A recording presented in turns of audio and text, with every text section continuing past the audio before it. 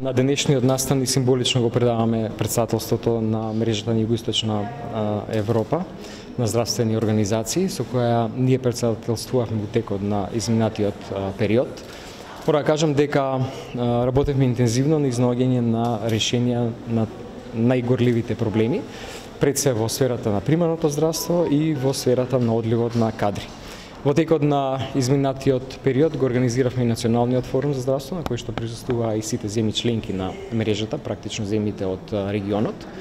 Во таа смисла, во интензивна соработка со сите здруженија овде кај нас во земјата, со коморите, понатаму со Фондот за здравствено осигурување, може да кажем дека веќе ги направивме, ги етаблиравме правците во кои што сметаме дека треба да одиме за да се зајакне системот на примарна здравствена заштита. Во таа смисла, дозволете да најавам дека капитацијата на матичните лекари ќе се зголеми на крајот на оваа година, поточно од 1 ноември 2019 година, со што значајно ќе им се излезе у пресред да ги надминат пред се финансиските проблеми, кои што во секојдневниот начин на работење им ствараат проблеми во пристапот кој што го обезбедуваат за пациентите и квалитетот на здравствената заштита која што пациентите ја добиваат, со оглед на тоа што оваа капитација не е променета како сума со години наназад.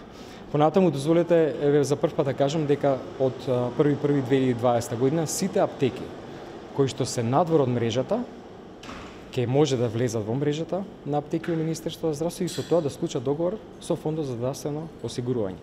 Со ова сметаме дека овие 20% од вкупниот број на аптеки во нашата држава значајно ќе придонесат до појачено зголемено снабдување со лекови до сите граѓани во нашата земја, а со тоа да се на некој начин надмине проблемот со недостатокот на лековите кои што се јавува после одреден датум во месецот.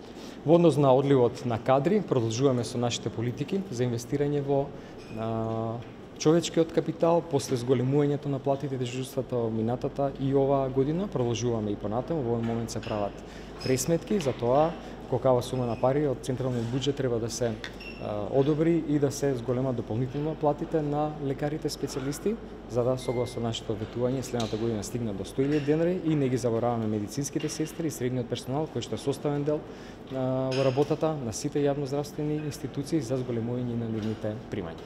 Колку се зголемува капитацијата, од колку на колку начинам 50 денари сега или 45 денари? Точните калкулации ќе ги имаме во следните неколку месеци. Може да кажам дека зголемувањето ќе биде значено во смисла на тоа да проблемите со кои што тие се соочуваат многу полесно ќе ги надминат, пред се во обезбедување на средномедицински кадар за кој што и сега одделуваат одредена сума на пари за да ја платат како дел од задолжителниот тим пропишан со законот.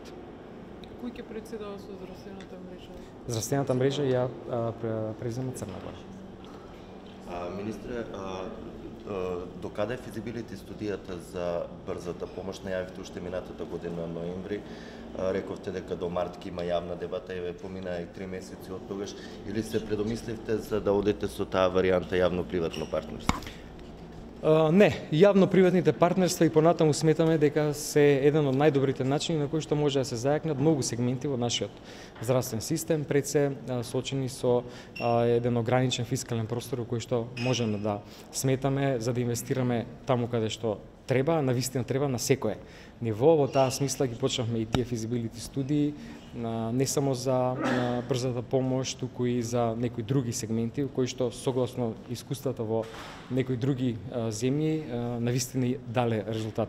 Компанијата која што ја доби таа постапка побара продолжување на рокот.